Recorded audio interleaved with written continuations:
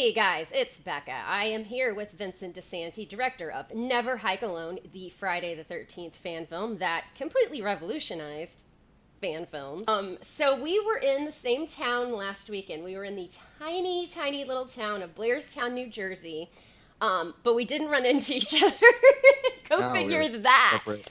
We were at two separate events that both regarded, I think, our mutual passion of Friday the 13th. So I was actually at Camp Crystal Lake on the Crystal Lake tour.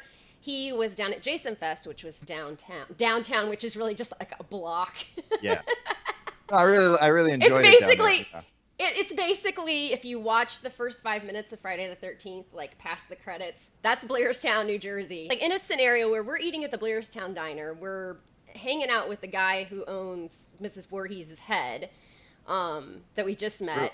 And Tom Savini walks in. He's friends with that guy, and he just sits down and has dinner with us, And that I can't manage to like find you for 2 seconds. I don't know I know. how that I was there happens. at some point. I had a breakfast at Blairstown Yeah, with Dave I Brown had. from His Name is Jason. That's not what we're here to talk about, but it is what we're here to talk about because you were down there promoting Never Hike Alone, I'm sure, but also to make a great announcement that is very exciting to those of us who are living in the Friday the 13th legal limbo of never getting a proper movie. And that would be that there is a new Never Hike Alone coming out, and it is called Never Hike in the Snow, which I believe you teased that to me when we talked earlier in the summer in June.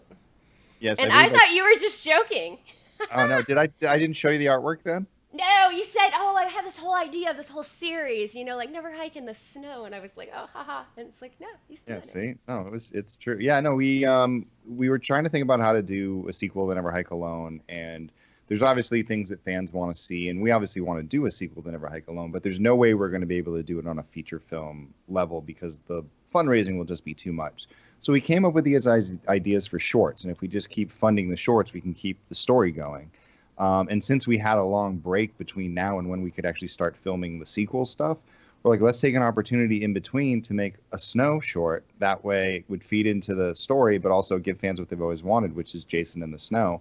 Right. And, and with our team, come up with something really, really cool that, fans have never seen before. No, so we got a really cool story. We're really excited about it. The story's about this local resident who has just kind of moved to Crystal Lake and ends up wandering where he shouldn't and going toe to toe with Jason. No. It's got a little bit of those Never Hike Alone elements, but there's going to be a little bit of a difference because this isn't a Kyle MacLeod character. He doesn't carry the series, so we're going to see what happens to this character and then the fallout. And it's going to be part of like introducing us to some of our new cast members like Tom Matthews and Vinny Guastafaro, and then of course bringing in Douglas Tate to be our ghost Jason, who's going to be stepping into my boots. And Aw. yeah, well, I mean, it's going to be great. You've gotten too big for those britches now. You're like, No, I gotta I pay just attention to directing. yeah, I know I got to pay attention to Yeah. directing, and I want to be behind the monitor. And all the movements that we set up for Ghost Jason, as far as the way people like the way that we kind of tote him around, like the same thing's going to happen. And Doug's only going to bring more skill and eloquency to it. I really pride our Jason on the way that we kind of like present him with character and very, very specific movements and timed out movements and like looks and things like that. I Right. think we've got our looks down now, and I think that if anyone can like hit the marks, it's Doug. Right, because we have a Jason in every one of these movies, but everyone is a different Jason. And yeah, and Ghost Jason is by far now his own Jason. He's in his own right. So, He really is. I mean, I've yeah. fallen in love with him as a character writing stuff. As I've been writing Never Hike Alone, part of it has been writing the story of Ghost Jason. He's one of the characters, and I think that in a lot of Friday the 13th, Jason is a character that is just creating devastation wherever he goes. But I think like with Proof in the Pudding of our Disappear music video, we see that like there's a little bit more to him, and we're going to see him make decisions. And in Never Hike in the Snow and Never Hike Again and Jason Takes Crystal Lake and The Final Hike, you're going to see Jason as a character progress and make decisions and be smart and do cool things we've always thought Jason would do. And I think that's going to be one of the funnest things about telling this entire story is showing a side of Jason, like bringing that humanity back, but also giving him that undead, unstoppable power. The combination of those two kind of coming together to really create this like I don't know, for me, like my kind of favorite form of Jason. Okay, so you just mentioned three different titles. So this is actually going to be a four short Yeah, film. I won't call it a short because it's a web series. They're it's four a web episodes. series, right? Four episodes, about 20-ish, 20, 30 minutes each, right? And how will they go chronologically? By the way, I love Jason Takes Crystal Lake. I can't wait to see Uh, that one. But that's going to be a lot of fun. So chronologically, Never Hike in the Snow takes 3 months prior to Never Hike Alone. okay. So this is a before never Kyle McLeod ever came along, and it's kind of a setup. I think when people see it, it will give you an introduction to characters that have been living in Crystal Lake for a long time. Our Tommy Jarvis character, our Sheriff Rick Cologne, and we're gonna see we're gonna pick up with their relationship and see what that's kind of like, but also see what the relationship between the police and the people who live there are about people who go missing and the way that they describe it. And so there's a lot of like information that's going to be picked up, and we're going to see Vinny and Tom acting in these scenes, and we're going to see Ghost Jason in action, and we're going to see, people who are affected by it. And as the episodes go on, I want people to think about Never Hike in the Snow as like the first episode to Stranger Things. We're introduced to all the characters, something happens, somebody goes missing or somebody gets hurt, and then we start our journey with like four major characters, one of them being Tom, another one being Vinny, and as Rick Cologne, and then we're going to introduce a character that's related to this person who dies, who becomes a serious part and plays in there. And of course, we have our Ghost Jason, and we set up a bit of Ghost Jason. And so in Never Hike in the Snow, we'll do another scene where we just see Ghost Jason's element doing stuff. And that's going to be interesting. And I think that that's something that we don't know. We see that side of Jason, and we're going to see him kind of the way he lives. And then that sets us up for when we come back in the spring and we want to do the first really sequel of it called Never Hike Again. That's when we start to pick up where things are at the end of Never Hike Alone, and we tie some moments together, and it's a lot of fun. But right now most of our focus is on the snow short and doing some really special stuff. Right, and don't call it a short. Oh, the snow episode. The snow The episode, snow-sode. yeah. The snow sode. So basically, you're creating a whole franchise. And are they all coming out at the same time? I did notice. I saw kind of two different things. That the crowdfunding that's going on right now is just for Never Hike in the Snow, and then you'll do crowdfunding for the other three, or is that right. for all of them? Yeah. No. This is, I mean, if say we raised enough money, it would do all of them. Right. But because we know that there's limitations on how much fans can give at one particular time, or how much they can give, my feeling is that if fans can get together in large numbers and everybody gives $5 to $10, we can get a couple thousand people out there. Mm-hmm. Our crowdfunding campaigns have been up to 1,700 before, so we're thinking if we can get 1,700 to 2,000 people to give about $10, and some people giving more, and maybe even fewer people come in like the EP or producer or associate producer level, that each time we'll be able to create the funding for that specific episode. And every time we go out, our budgets are tailored to that episode, so we're not trying to, as we're we don't get paid to do this. So it's not like we're taking time off and then getting paid to do it. The problem is that we have to take time off. And Right. so to do a feature, to take off all that time, it's just not feasible unless everybody starts saving up and then takes off a month. So we figured it's easier to kind of be like, okay, Never Hike in the Snow, I think we can shoot that in 4 days. That's really Right. easy to take off. That's a long weekend. Yeah. And that's how we shot Disappear. We shot Disappear in 2 days. With only 12, 13 people on the crew. And we're talking about increasing the size of our crew, increasing the, our equipment. So being able to get some stuff out there. We're going to be shooting in the winter. So one of the reasons why this is so expensive is we're going to have to rent Right. a trailer. Yeah. A trailer that we can do a couple things in, and maybe 2 trailers. We might need a production trailer and a makeup trailer because we have Yeah. some intense makeup things, and you can't. One of the things we learned on Never Hike Alone was we were shooting one of the scenes where Jason's getting hit with the neck and blood's coming out, and we're like putting stuff on my face. That night it got 27 degrees out. So Oh, no. when we were trying to do appliances, it's really tough. The solvent doesn't want to dry because it's not warm enough. So you're out there with Right. with heaters basically. Yeah, blow dryers. But then like it literally, like blow dryers are tough on generators. So like we can't run Oh, lights. yeah. You know what I mean? So like we're playing these games with it. So if we have a trailer, then we can do all the work on the trailer and then move people out and then do finalization while we're out there, but do most of the legwork in a warm environment. Or just the fact that we need to keep people warm. Right. So I mean, yeah, you don't want anybody going to the ER in the middle of filming. I mean, don't get me wrong. There's plenty that will be spent on the production value of what's going on into the film. I mean, what we Right. have planned for a kill sequence and effects and stunts and things like that, I think that we're bringing that we're bringing back what we do, and we learned, and we want to afford a couple more bigger, funner things that we can do some stuff Yeah. with. So we want to, so we're going to take that up, and we want to do really, I think people can now trust us with our cameras. So we want to rent some really cool gear. We want to do some really good things. We want to do some, like, I want to work with real jibs. I want to work with some, some Steadicam stuff, because we're going to be out in the snow. It'll be much easier to run around than trying to set up stuff all the time. Good cameras, good lenses, things like that. So, a lot of it we can build in-house, but a lot of this money is also going to go into post. So we're trying to do it all in one-stop shop. Donations are going to carry us. And like I said, again, it's a lot of people coming together. This isn't one of those campaigns that's going to be funded by 400 people every single time. We're looking to get out to thousands and thousands of Friday the 13th fans and asking, hey, get your digital copy for $10. And if you want to throw a shirt on top of it, or if you want to throw a pin on top of it, or a poster, or a sweatshirt, or a beanie, like, there are add-on perks that you can do. So you can start low, and then you can add something if you want, or if you just, even if you give $10, if you and 3 of your friends do that, that's $40. Or, anything you can do, that it goes a super long way. Don't think that you're not contributing by only giving $5 or $10. I think that if we all come together as a community and show Warner Brothers and, Sean and Victor and everybody that they want quality content, that this is the way we can show them. Yeah, so I became the bunk leader today. So I believe at the $10 level, I have not decided. I've learned my lesson. I mean, I've learned not to, like, just go for, like, the perk right when it comes out. Like, go, like you said, go low, and then as things start coming up, because there are things like, if you hit certain levels, then it's like there's always something cooler to be like, okay, so now there's this perk available, but it's like, oh, but I already spent my money on the shirt. Yeah, right. So, Yeah, so we went back in to do the add-ons, which I think really help people, because it allows you to customize your. I think one people that people complain about crowdfunding is that you're basically locked into what you buy.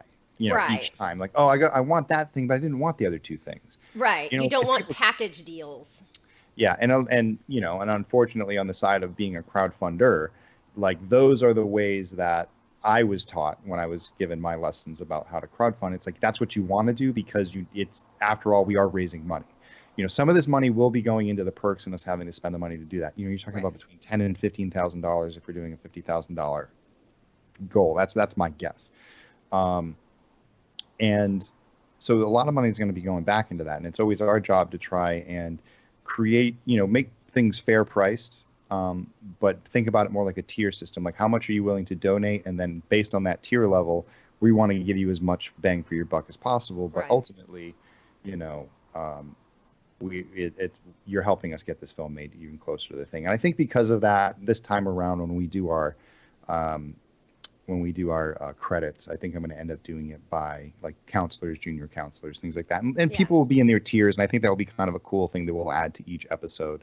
And we're also out there looking for, like, production partners too. People who want to come in, who either want to supply equipment or supply supplies or anything that you can give us, like production stuff. If you want to come in and, like, put your name on it or even become a producer on it, we're also having those conversations too. I mean, we've had some interest from some pretty cool people, and we want to work it out so people feel like they can support the project, and that would be, great.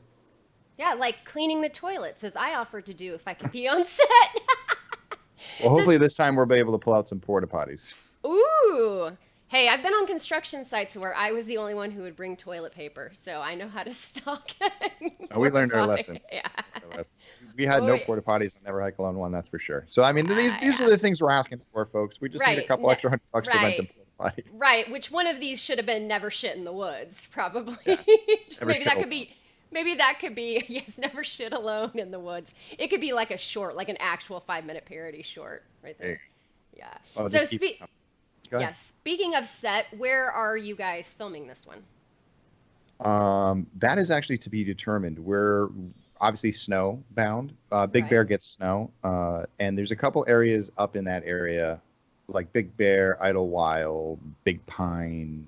They will probably get snow within the next couple months, and they'll be able to tell us whether or not it'll be feasible to shoot up there. If we're finding that it's a dry winter and it's going to start late, we can do things like looking at places like Flagstaff or Mammoth or places like there.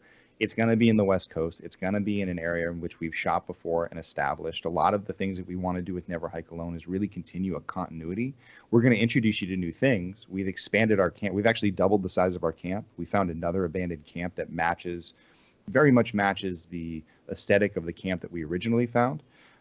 So we're going to be blending both camps together and shooting in both locations and expanding our world. That's not so much for Never Hike in the Snow. You're going to see some stuff that you've seen before in Never Hike in the Snow as far as location goes. But it's more when we get to the bigger episodes where we see more action happening at the camp. That's where I think fans are going to be really excited to see that we're expanding what originally got us to do this, which was we found a really great location.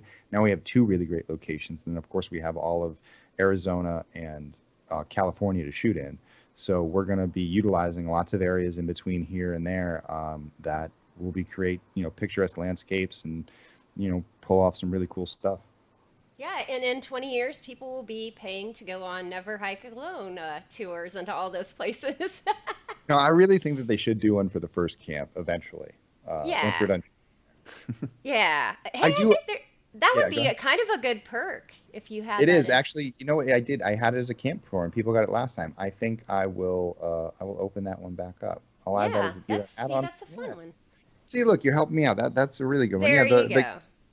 I actually still owe someone a camp tour. I don't know where they are. They've never got back to me. They were from Japan, and I was like, really? You want? I mean, they bought a lot of them, and they never made it to the United States. That's, Offer's still open. You're like, I got the I'm money, here but to rent the van and drive. I mean, yeah. So I don't know, but I mean, I did go up with a great couple, and we gave them a private tour. They eventually got married, oh, that's cool. and they want me to be at their wedding. Oh, well, that's cool. Yeah, so they were great. I mean, we had a great weekend, and I showed them all the places. I mean, we didn't just go to the camp. We went to every single shooting location that I could show them that was in Big Bear proper. So they saw all the locations everywhere they shot, and they had a great time. And it's super informative, and I tell them about all the behind-the-scenes buffoonery we got up to. So, yeah. Sweet. All right, so when are the other 3 going? Or well, actually, I don't even know about this one. When are they all coming out? Are they all coming out at the same time? Or are they being staggered? No, they're going to be staggered. We're going to make them one at a time. That way, each time we can focus, reset, and go again. We can go back to our jobs. We can do some stuff. We have give us some time to, figure it out. Basically, we try to launch, like release one, launch a new campaign, carry through. We offer new stuff. Each film comes with its own shirt, comes with its own pin, comes with its own poster. We'll keep updating our perks and things like that, and basically the same recipe, but then we'll offer more stuff like Blu-rays and more camp tours and scripts and soundtracks and other things that we can offer in that level. But the idea is that, they come out every few months. And so we release, if all goes to plan, we shoot Never Hike in the Snow this winter. We release it in March, on March 13th, if everything goes perfect. Who knows? Maybe a little bit after, maybe sometime in the spring. As we're doing that, and we're in post-production, I will start building the crowdfunding for the next one. We'll So release just a little overlap the. Yeah, so they'll overlap, and then one will lead into the next, and people can jump right on board and get the next chapter, and they'll just continue to go like that. The next one's called Never Hike Again, and it actually takes place. And actually, this one really focuses on Tom Matthews, and this is where Tom basically takes over the movie. Tom takes over all 3 episodes. All 3 are about Tom, and basically are the events in Never Hike Alone, all from Tom's perspective. So it's the morning he wakes up to the night he finds Andrew's character Kyle, and then from there, Jason Takes Crystal Lake is really the kind of explosion into them returning to town, and with Jason on their tail and trying to figure out what to do. And the final hike is kind of after the massacre within Crystal Lake. Tommy and the other survivors return to the camp to face Jason once and for all. So let me ask, with your inclusion of Tom Matthews, and now you're including the Sheriff Rick, so you're clearly bouncing off of a continuation of like part 6. Any chance Megan's going to show up? Probably not. I heard she doesn't act anymore. Okay. Yeah, I loved her character for some odd reason. I had an original draft of this, had her in. We had family relations kind of go back and forth, and When I knew that it wasn't going to happen and I started to think about Tommy's character, I used to think that, like, I kind of came to this conclusion that in this world, Tommy and Megan didn't work out. Tommy Yeah. couldn't let go. You know what I mean? Tommy couldn't Yeah. let go of the past. And Megan obviously didn't want to stay in Forest Green Right. because her dad had died there. And so she left and she was like, Tommy, I'm leaving. Come with me. And Tommy said, no, I can't. I have to protect the town. And Yeah. so, There you go. and so Backstory right there. and I would say that there's probably like I would say in some way, shape, or form, Megan probably still cares a lot for Tommy and still checks on him. Yeah. And if we ever work that into the script somehow during the way, I'll try to do it. Right. Um, but I'll for the most I'll part, find her and try to tag her just in case. yeah, maybe. Hey, yeah, I'm down. I can. It's an Stranger easy things have happened, you know? and it's an easy script adjustment. It's an easy script Yes, adjustment. And in exactly. this, and I think that like this is really like you see Tommy is Tommy's kind of cursed himself. He's cursed in a way. He's cursed as it is, but then he's cursed himself because he doesn't leave. And so he puts all this burden on himself to stay in Crystal Lake and see it through and make sure Jason never comes back. But, he's isolated himself. He's crazy. He's almost like the town Ralph now. Yeah. And, and he's a paramedic and he does his job and nobody messes with him.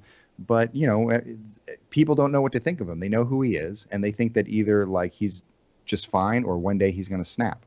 And so it's kind of this ticking clock with him. Right. And then you have Sheriff Rick, who obviously is pissed at Tommy because Yeah. it's his fault that Garrus died. But as far as like timeline goes, I consider this more of a continuation of just the Paramount era in general. Okay. Like parts 1 through 8 happened, Mm-hmm. and this is 30 years later. I mean, the events of the 80s were the events of the 80s, and you can explain however you want, but this is how it is now, and this is everybody where they are now. And the town is back to Crystal Lake. They've taken Crystal Lake off the map. They've tried to disassociate themselves with the Crystal Lake that everybody knows by hiding in plain sight. When somebody says, like, is this the Crystal Lake? And you're like, how could it be? We don't even have a lake. We don't even have a camp. You know what I mean? Yeah. So, like, to them, they just try to sell people that they're not the same place. It's just a funny, coincidence.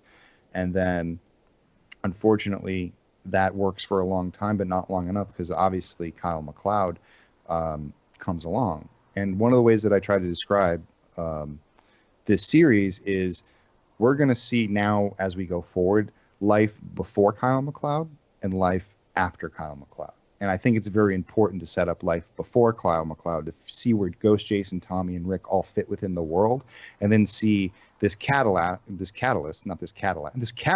Maybe there'll rolls. be a Cadillac. Hey, Maybe, that's a yeah. new perk. If you've got a Cadillac, you'll get it. Let us use it. Producer credit. Yeah, but this, so Kyle becomes this catalyst for setting all these events in motion. And so, he's Tommy's worst nightmare. He's the thing that's gone in and woken up the bear and no one's ready to face it. And so you watch these two characters bond over their, similar, experiences that they've had. Tom obviously being the senior and going through it multiple times, but knowing what it's like for where Kyle is, coming off of an attack, barely surviving it, and now being haunted and cursed and being kind of becoming just like Tommy, and Tommy trying to save him from the same curse that he's had and release him from it. And the only way they can do that is fight back. And so I think that it's not only, it's not only just an excuse to have Jason do stuff. You know what I mean? Like, this is a this fan film isn't, or these fan films aren't because, oh, we just want to see Jason go in the snow. Oh, we just want to see blood and boobs and gore and fun. But we do. But we do. We do. We do. But at the same time, moving this thing along is this really heartfelt story about these people who are all kind of brought together by Jason and the events at Crystal Lake in this town history. People. Yeah, I mean, he unites people in trying to kill him. And even this character that, this character in which that we introduce in Never Hike in the Snow, they are also affected by them because they lose somebody. Someone is taken from them. Mm-hmm. And so they have something to come back. And so there's a little bit of like that Chris Higgins-ness in her. Like, we're kind of shooting the Chris Higgins short before we shoot this. And so this character, as you meet them, you understand that, like, there's something that they have a relation to. They just don't understand it yet. Right. So it's kind of it's a nice, I don't know. I just really enjoy this story, and I'm just like looking forward to telling it. Now, I asked you this last time, and you were pretty confident, so I'll ask you again. Do you have any worries about when all of the legal mumbo jumbo between Victor Miller, Paramount, the 50 different hands in the pie, When all of that comes down, do you have any fear that your stuff is going to be taken down or you are going to be litigated against or anything? No, no, I don't think that's going to happen. I mean, there's nothing here to really fight. I mean, if anything, fan films across the board have just brought more attention, more positive attention to the Friday the 13th franchise than anything in the last 10 years. Yes. I mean, we've been sitting on let's remember, before the whole legal thing, we were sitting on like 8 years drought. 2009 was the last film. Oh, they yeah. had 10 more to make a new movie. They canceled it in 2017. That was part of the reason why Never Hike Alone did what it did, was because the other movie just tanked. So you had 4 different things that stalled in development that we never got to see as fans. Then we stumbled into the lawsuit, which unfortunately cut off the knees of the game, and that's why everyone really got upset. And now we're stuck with 2-3 more years of drought in this legal battle. I don't think that the rights holders of Friday the 13th are looking to piss fans off anymore by taking the thing. Taking the one thing they have, and it's fan films. That's all we can really do. Right. This is how we participated and had fun. And, it's like, and going to conventions and meeting alumni and doing conventions and festivals and things like that. But no, I don't think that they're going to do anything. I think that if they want them to stop, that they should start making content. And then I think less people will feel the need to go out and make something. But it's pretty cool to see the amount of people that have been inspired to now dip their toe into the water, so to speak, and bring it to the to the fans to do it. And everyone's kind of participating and having fun. And so we're kind of like, I don't know, I feel like we're like the rumpus room now. Well, yeah, because we've got Voorhees that's been in production for a long time. You've got the 13 Fanboy, Deborah Voorhees' movie. That's hers, right? Vengeance just came out, which was also being screened in Blairstown during Jason Fest, which is on YouTube, which I was kind of surprised. That's on YouTube. And then you have Jason Rising, which is coming out, which I'm also helping produce, which they're moving along. They're almost done shooting. I think they'll wrap up sometime in October. You have His Name Was Jason by Dave Brown. You have The Fall of Camp Blood. You have another one that came out last week, which is Here Comes the Night, which is a very retro throwback style Jason. No, I have not heard of that one. Yeah, no, it was on FridayThe13thFranchise.com. They posted about it, I think. It was at least spread around. But Here Comes the Night. It's another pretty good one. Some kids in Texas made it, and they kind of came out of nowhere. They released a trailer not too long ago, but, they had it done. And you're seeing... you're seeing a large variety of fan films come out from different perspectives, from different production values, from different teams, and each kind of like answers its own little thing. And I think that if the franchise could learn anything from this, is that the more content, the better, that the fans are here and ready to eat it up. Just give us a variety, and, we'll pick and choose what we like. Just keep it coming. I mean, I don't think that I've ever met a Friday the 13th like super fan who didn't have a theory of their own of something. Whether it be, or just an idea. Like, I think that, I have one myself that I've always wanted to do. I've said for about 20 years, I have my idea of my fan film that I'm going to do. It takes place between 2 and 3, parts 2 and 3. There you go. Yeah. But we all have those. And so I think we all want to see kind of A, what everybody else is thinking. And B, we want more. You're right. We want more. And I think it's really cool, too, that Ghost Jason has been embraced. You'll notice now a lot of the shirts that you find and stuff that have like all the masks and stuff. Now they'll include Ghost Jason, which I think is like a huge, I don't know. It's like props to you, really. No, it's really cool. That you've been able to inject that into the larger mythos in a type of horror is not as bad as like maybe sci-fi, maybe like anime, that kind of thing, but into a place where people like to talk about things being canon all the time. Yeah. Like, it's cool that you're able to inject your stuff into that and it be cool and accepted by the fans. No, it's pretty cool. We see fans having the canon conversation about us. Obviously, we're not official, so technically that kind of ends the conversation, but fans consider it. And I think that that's a conversation that, say, when this legal battle is over, if I had to put my wishes out into the world, is that they'd stop and they'd take a look and be like, you know what what is there to canonizing Never Hike Alone and putting it on an official release and putting it through Warner Brothers or putting it on Netflix and doing that? And, also doing the same thing with the rest of the Never Hike Alone series. I mean, at any point in time, if they want to stop this from being a fan film, they can just show up and hand me the rights and let me run with it. Yeah.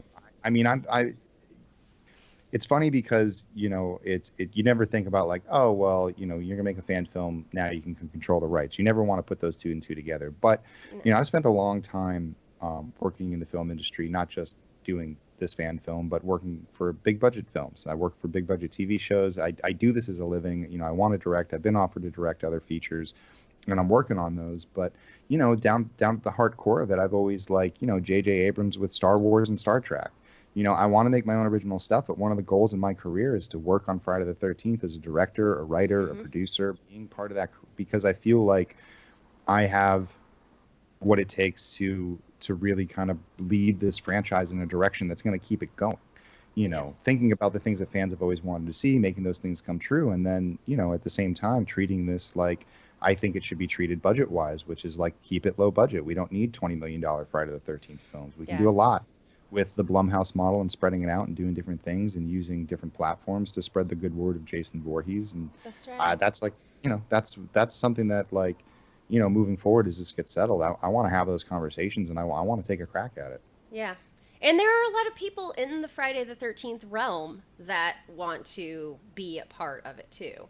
I know Tommy McLaughlin was there, and he's enthusiastic and energetic. He wants to get the franchise going. Tom Savini had mentioned he'd love to be part of the franchise moving forward. I think a lot of the people who are, who make the convention rounds, who do those tours and that type of stuff, I think a lot of those actors, a lot of those actors are coming back for your movie, and Vengeance, and we've got C.J. Graham, we've got Eric 13th Lehman, Fanboy, yeah. 13th Fanboy, yeah, we've got all these people who are coming back to either be in it or support it, and so I think they would have it's really unfortunate, but it is kind of cool, like almost like this sounds stupid because we're talking about horror movies, but like when things are bad, like everybody just bands together just to keep moving forward. And so sometimes more positive things can happen when that is the case. Well, I think that's like a big key to it is that I think that it's an involvement of both the alumni and some fresh blood. Especially if they do what I keep throwing out there, which is like diversify, make movies, make shorts, make internet stuff, do music videos, just get Jason in stuff and then turn to a Tommy McLaughlin and say, hey, this is your piece of the puzzle. Go figure it out, and then come back, and we're going to put Jason Never Dies on Netflix. Yeah. You know what I mean? And that becomes the first Snow feature that has ever been released. And then, go to Tom Savini and be like, what do you want to do? What's your idea? Okay, I can see that being a 20-minute short. Here's some money. Go make it. Right. And then saying like, oh, like what are some new up-and-coming directors, like some dude named Vincente DiSanti who directed this thing called Never Hike Alone. He might want to maybe finish Never Hike Alone. Like, that'd be a cool thing. Or finding, I think, I heard once something as crazy as like Quentin Tarantino always wanted to make him a Friday the 13th and say, Quentin, do you want to take 6 months and go make an episode or, do that? Or I think also like. Or do you just want to give us the money for it and you can be an executive producer? Yeah, see that. Because I think, it comes down to that. I think that when it comes to Friday the 13th, the feature, I doubt the studios would ever hand over the entire. They did it once before with Adam Marcus, and I think that I love Adam, but I think that they're obviously doing a documentary on this. But one of the craziest things that like the Friday the 13th franchise was handed over to like a 23-year-old a film student who had never really done a giant film before. And now he's like got franchised and he did that stuff. I'm sure they don't want to do that again, but like I'd love to be on the team that like helps find the new up and coming director. And I think that there's some directors out there, David Bruckner being one of them who they had attached for a long time and then let go.